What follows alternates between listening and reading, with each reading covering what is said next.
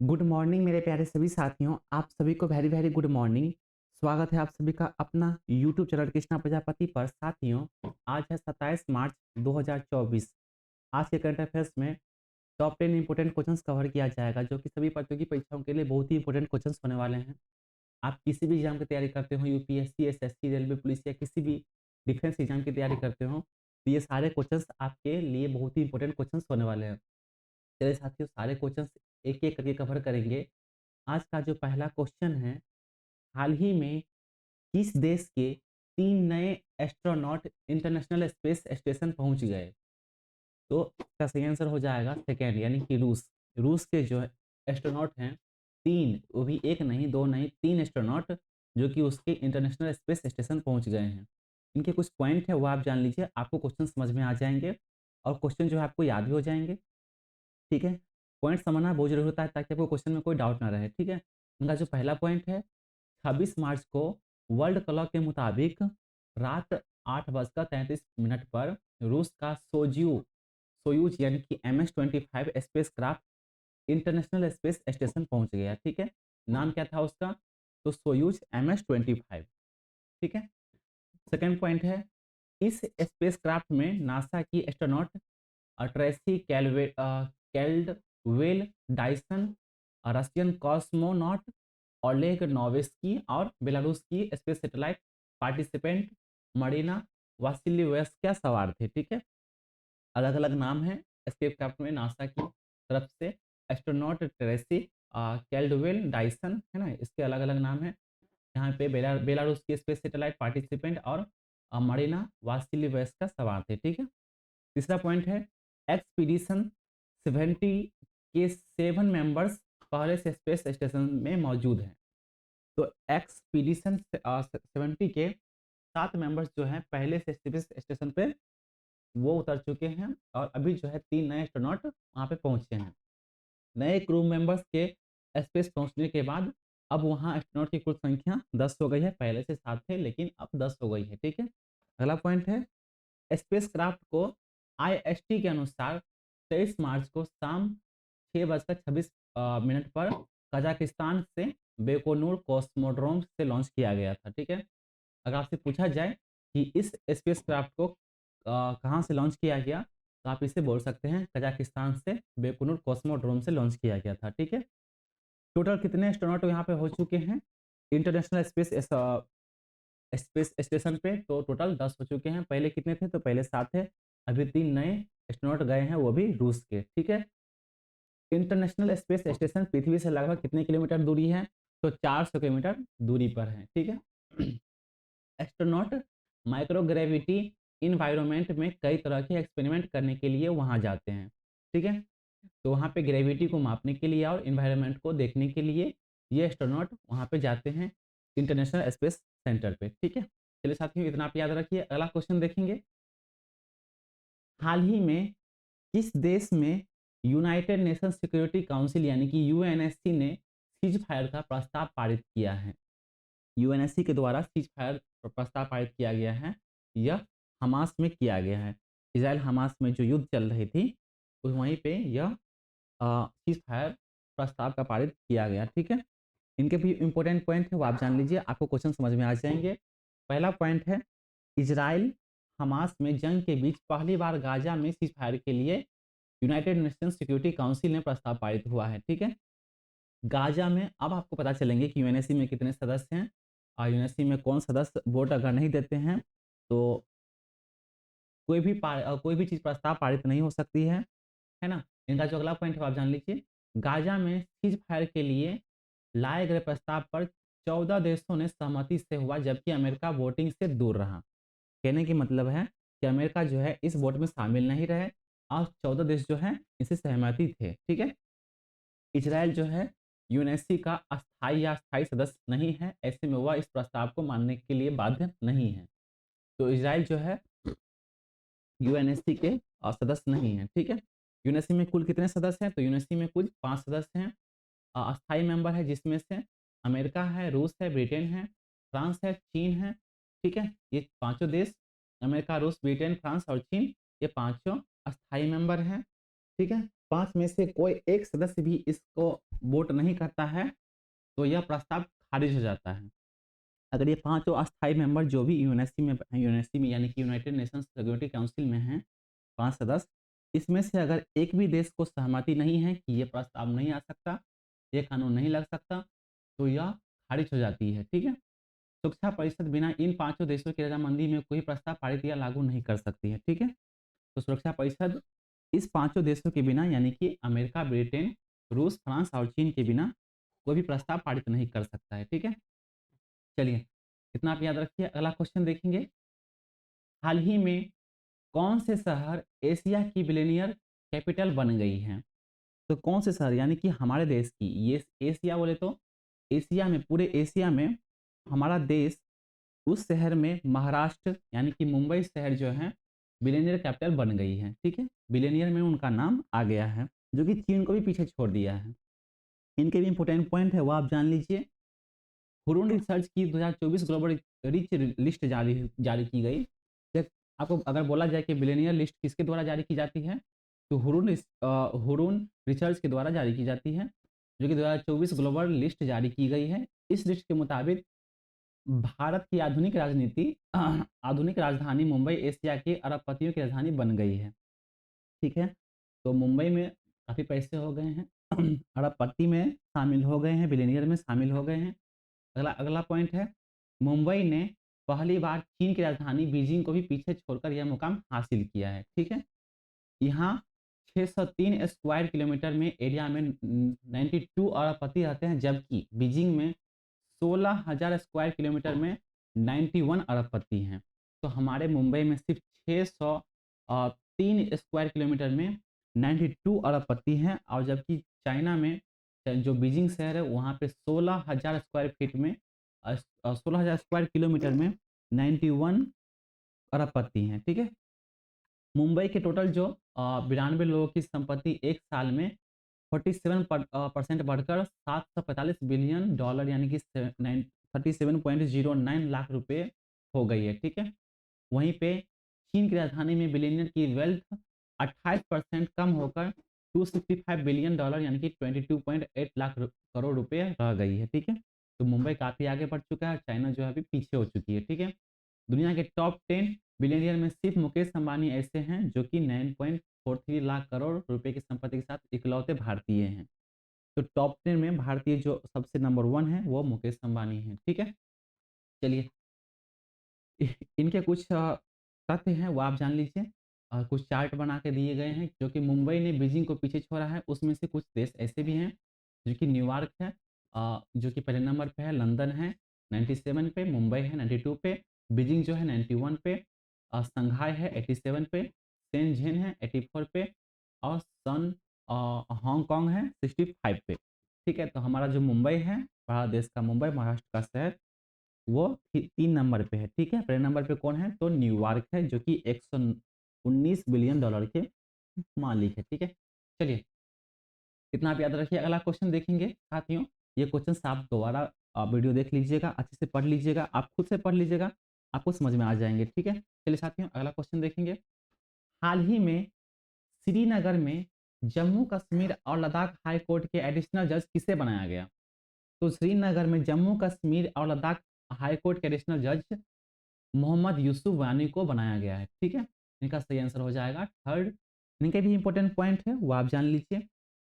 साथियों ये सारे यूपीएससी लेवल के, आईएएस लेवल के, और हमारे क्लास में करंट अफेयर्स के क्लास में आईएएस लेवल के करंट अफेयर्स करवाए जाते हैं। साथियों अगर आपको समझ में आते हैं तो दूसरे साथियों के साथ भी शेयर कर दीजिए।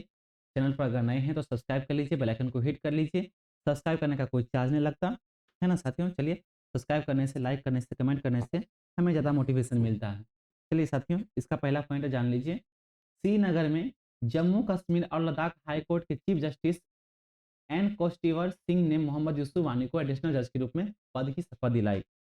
आपको ये पता होना चाहिए, जो भी एडिशनल जज बनते हैं या कोई भी दूसरे जज बनते हैं, तो जो भी जज वहाँ पे मौजूद पहले से मौजूद होते हैं, यानी कि पहले जो चीफ जस्टिस जज होते हैं वही वो पद की शपथ दिलाते हैं। ठीक है, और जैसे कि एक जज होते हैं दाएँ बैठते हैं, एक जज बाएँ बैठते हैं, तो ये भी अगर दाएँ वाले जज जो हैं बाएँ वाले को शपथ दिलाएँगे, बाएँ वाले जज जो हैं दाएँ वाले को शपथ दिलाएँगे। तो ऐसा होता है। चलिए अगला पॉइंट देखेंगे।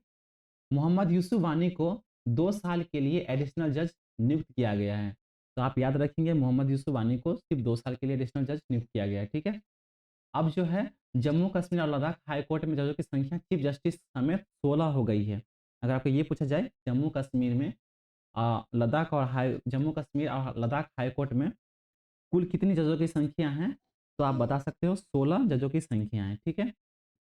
इस हाई कोर्ट में 13 परमानेंट जज हैं और 4 एडिशनल जज समेत 17 जजों की अप्रूव्ड पावर है, ठीक है? अप्रूव्ड मतलब उसमें ज़्यादा पावर है और जिसमें से 13 परमानेंट जज हैं और 4 जो है एडिशनल जज हैं, ठीक है?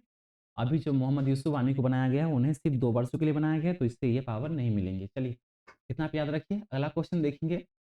हाल ही में किस कंपनी ने नया पोर्ट यानी कि बंदरगाह खरीदा है? तो किस कंपनी ने खरीदा है? तो यह अडानी कंपनी ने खरीदा है, ठीक है? अडानी कंपनी का आप नाम बहुत सुने होंगे, है ना? इनके भी शेयर बहुत मार्केट में चलते रहते हैं, अडानी अडानी, है ना? चलिए, इनके भी इम्पोर्टेंट पॉइंट है वो आप जान लीजिए।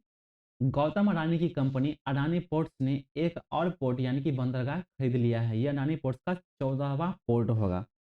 इनसे पहले वह 13 पोर्ट खरीद चुके हैं। अभी जो पोर्ट खरीदे हैं उसमें से 14वां पोर्ट होगा, ठीक है? इस पोर्ट पर कई तरह के ड्राई बल्क और ब्रेक बल्क कार्गो को हैंडल किया जाता है, ठीक है? जो ये पोर्ट खरीद रहे हैं वहाँ पे ड्राई बल्क और ब्रेक बल्क कार्गो को हैंडल किया जाता है, ठीक है?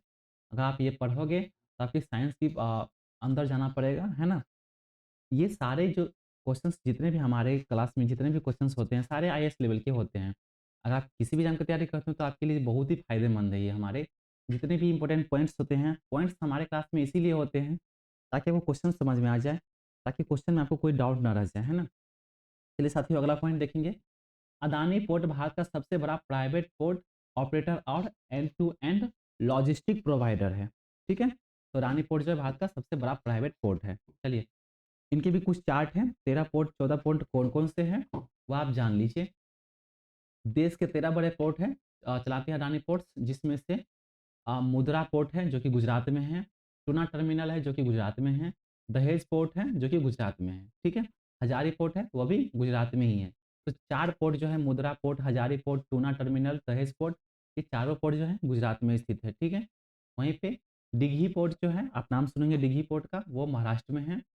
मोरमू गाँव टर्मिनल जो है जो वो गोवा में है, विजिंगम पोर्ट केरल में है, वहीं पे हल्दिया पोर्ट जो है पश्चिम बंगाल में है, धामरा पोर्ट जो है ओडिशा में है, गंगावरम पोर्ट जो है आंध्र प्रदेश में है, कृष्णापट्टनम पोर्ट जो है आंध्र प्रदेश में है, कटुपल्ली टर्मिनल जो है तमिलनाडु में है और एनोड टर्मिनल जो है एनोड टर्मिनल तमिलनाडु में है। तो 2 पोर्ट जो है तमिलनाडु तमिलनाडु में है, जिसमें से एनोड टर्मिनल है और कटुपल्ली टर्मिनल है, ठीक है? 4 पोर्ट जो है गुजरात में है मुद्रा, टूना, दहेज और हजारी पोर्ट, ठीक है? चलिए, अगला क्वेश्चन देखेंगे। वर्ष 1971 में बांग्लादेश के संस्थापक शेख मुजीब उर रहमान ने बांग्लादेश को आज़ाद घोषित कब किया था? तो यह बांग्लादेश के जो संस्थापक थे शेख मुजीब उर रहमान उन्हीं ने बांग्लादेश को आज़ाद घोषित किया था। वह 25 मार्च को घोषित कर दिया था, ठीक है? इनके भी पॉइंट है वो आप जान लीजिए, आपको समझ में आएँगे। 16 दिसंबर 1971 को पाकिस्तान की सेना के भारत के सामने आत्मसमर्पण करने के साथ ही ये संघर्ष खत्म हुआ, ठीक है? आपको पता होना चाहिए कि बांग्लादेश हम ही लोगों ने बनाया है यानी कि भारत देशों ने बनाया है, ठीक है? जो कि पाकिस्तान की सेना ने भारत के सामने आत्मसमर्पण करके यह सम्मान हासिल किया था, ठीक है? बांग्लादेश के पहले राष्ट्रपति कौन थे? तो शेख मुजीबुर रहमान थे, ठीक है? चलिए साथियों इतना आप याद रखिए। अगर आप पूछा जाए कि ये बांग्लादेश की कब आज़ाद घोषित हुआ था तो 25 मार्च को आज़ाद घोषित हुआ था, ठीक है? चलिए, अगला क्वेश्चन देखेंगे। हाल ही में आरबीआई ने ऑनलाइन पेमेंट सॉफ्टवेयर पर रोक लगाई है। तो किस सॉफ्टवेयर पर रोक लगाई है? तो ये आपको याद होने चाहिए। पेमेंट वॉलेट यानी कि पेटीएम बैंक जो है, उस पे रोक लगा दी है, ठीक है? आरबीआई ने गाइडलाइन का न पालन करने के लिए उन्होंने पेटीएम वॉलेट पर रोक लगा दी है। आप उसमें आप पैसे नहीं रख सकते हैं, ठीक है? इनके भी पॉइंट है, आपके लिए बहुत ही फ़ायदेमंद है क्योंकि पेटीएम के लिए है। पेटीएम आप चलाते होंगे तो आपके लिए बहुत ही उपयोगी है ये क्वेश्चन। मेरे साथियों, पहला पॉइंट है इसमें जान लीजिए रिज़र्व बैंक, यहाँ पे रिज़र्व बैंक है यानी कि यहाँ पे रिज़र्व बैंक होना चाहिए था, आरबीआई यानी कि reserve bank of India regulatory नियमों का पालन नहीं करने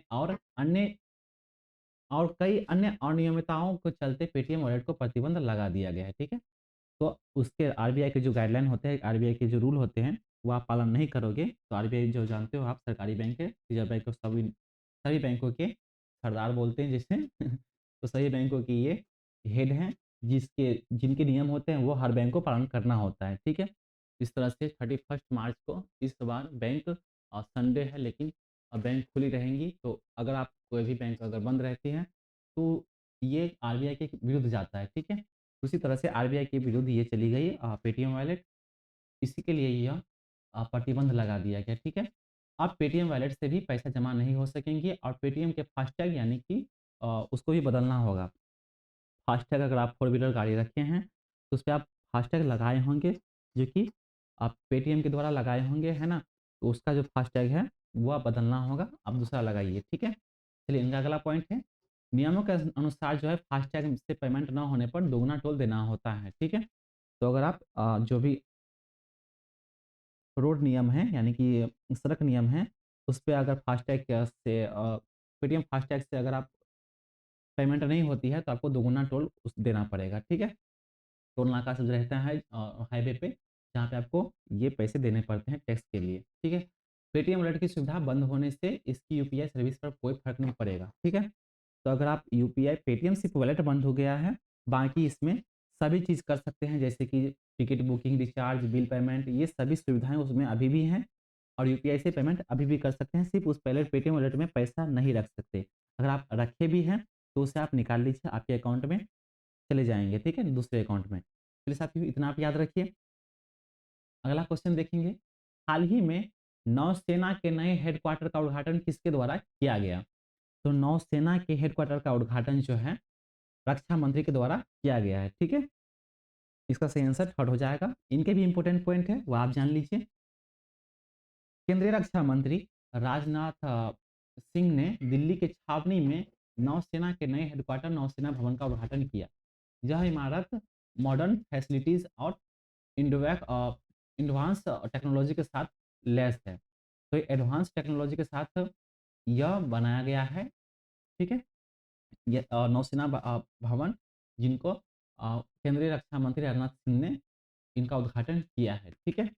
नौसेना ने अपना पहला इंडिपेंडेंट हेडक्वार्टर दिल्ली में स्थापित किया है, ठीक है? तो नौसेना ने अपना पहला इंडिपेंडेंट हेडक्वार्टर जो है दिल्ली में स्थापित, अगर पूछा जाए कि नौसेना का पहला इंडिपेंडेंट हेडक्वार्टर कहाँ पे है, किस शहर में है, तो आप बता सकते हो ये दिल्ली में है, ठीक है? और नौसेना के हेडक्वार्टर का उद्घाटन किसके द्वारा किया गया? तो केंद्रीय रक्षा मंत्री राजनाथ सिंह के द्वारा किया गया, ठीक है? इस हेडक्वार्टर में यानी कि नौसेना भवन में automated underbelly scanning of press press recognisation, electrical controls और बोलार्ड व्हीकल स्टॉपर शामिल है, ठीक है? इसमें कई तरह के फैसिलिटीज़ हैं जो कि अंडरवेली स्कैनिंग है, प्रेस रिकॉग्नाइजेशन है, इलेक्ट्रिकल कंट्रोल्स है, बोलार्ड है, व्हीकल स्टॉपर्स है, ठीक है? चलिए साथियों इतना आप याद रखिए। अगला क्वेश्चन देखेंगे, हाल ही में एसटी ओबीसी आरक्षण में कितना सेटेंज इजाफा, कितना परसेंटेज इजाफा किया गया? परसेंटेज होना चाहिए, सेटेंज लिखा गया है। एसटी और ओबीसी आरक्षण के लिए कितना परसेंट इजाफा किया गया है? तो यह 8% कर दिया गया है, ठीक है? अभी जो है पहले कम थी लेकिन अभी जो है 8% हो चुकी है एसटी और ओबीसी के लिए। एसटी के लिए थोड़ी ज़्यादा है, जिसमें से जनजाति जो आते हैं, अनुसूचित जनजाति उसके लिए 10% है, ठीक है? और एसटी ओबीसी के लिए 8% कर दिया गया है। यह किसके द्वारा किया गया? तो आप इनके पॉइंट के माध्यम से समझ सकते हैं।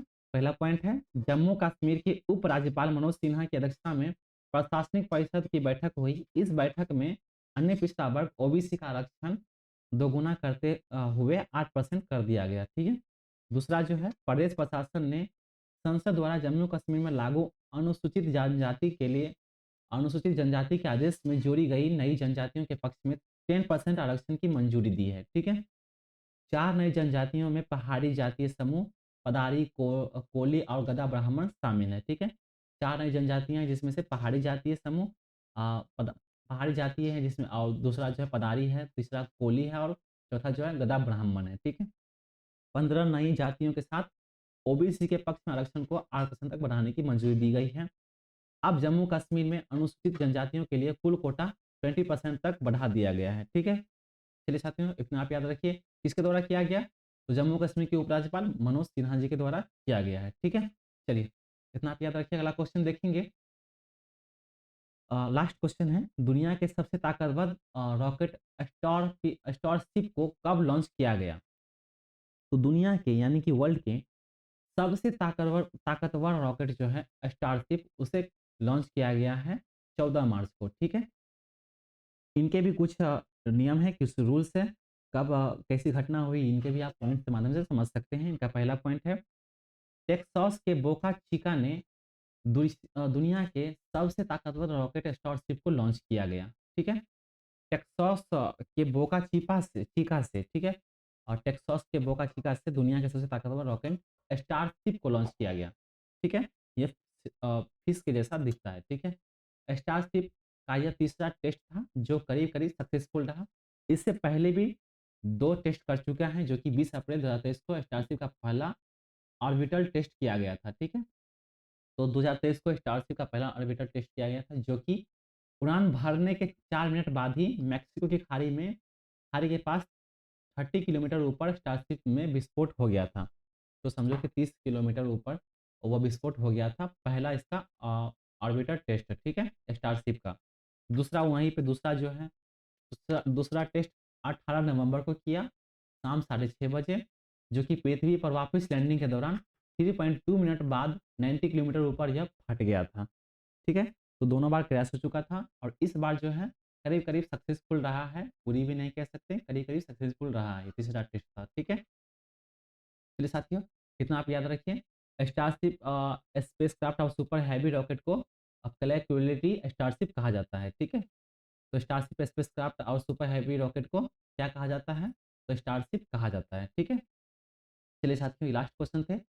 25 मार्च 26 मार्च के कुछ महत्वपूर्ण दिन हैं जिन्हें आपको याद रखने हैं। इनका पहला पॉइंट है, दिन होते हैं 25-26 मार्च को क्या घटित हुआ, क्या कब जन्म लिया, कब मृत्यु हुई, है ना, कब आज़ाद हुए, तो ये सारे पॉइंट्स में कवर किए जाते हैं। साथियों, अगर आपको वीडियो समझ में आ रहे हैं तो आप हमें कमेंट करके बता सकते हैं, हमें मोटिवेशन कर सकते हैं। सब्सक्राइब कर लीजिए। साथियों, अगर आप चैनल पर नए हैं तो, नहीं सब्सक्राइब किए हैं तो सब्सक्राइब कर लीजिए, सब्सक्राइब कर चुके हैं तो आप लाइक कर दीजिए।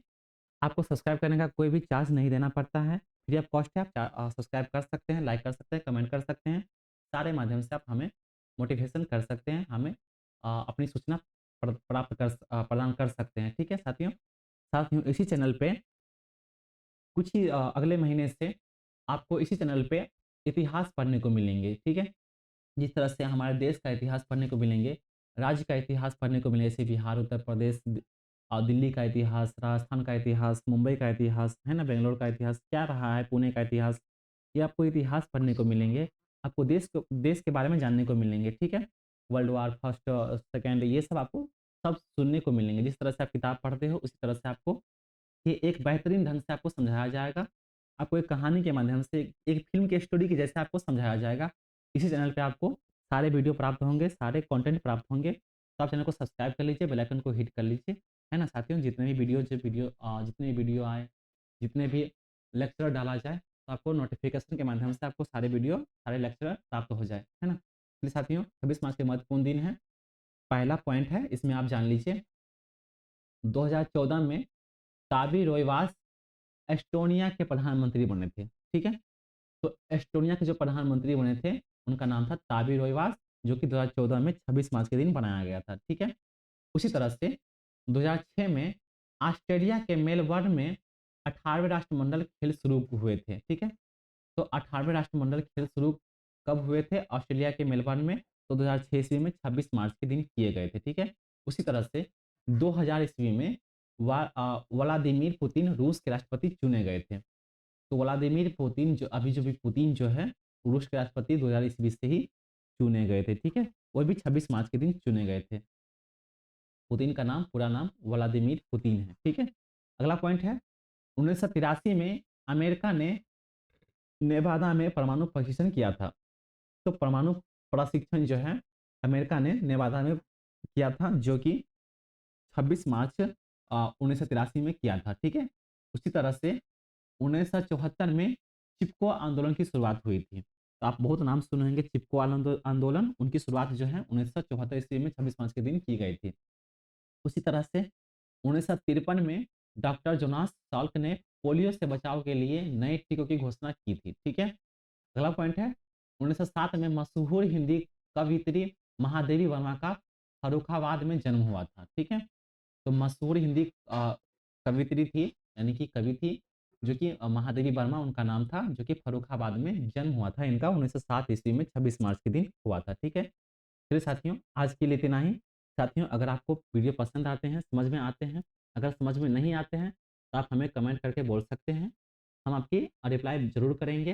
अगर समझ में आते हैं तो आप कमेंट कीजिए, नहीं समझ में आते हैं फिर भी आप कमेंट कीजिए, ताकि हमें ज़्यादा मोटिवेशन मिल सके। चैनल पर अगर नए हैं तो सब्सक्राइब कर लीजिए, बेल आइकन को हिट कर लीजिए। कृष्णा प्रजापति परिवार से आप जुड़ जाइए। चलिए साथियों, आज के लिए इतना ही। आपका दिन शुभ हो।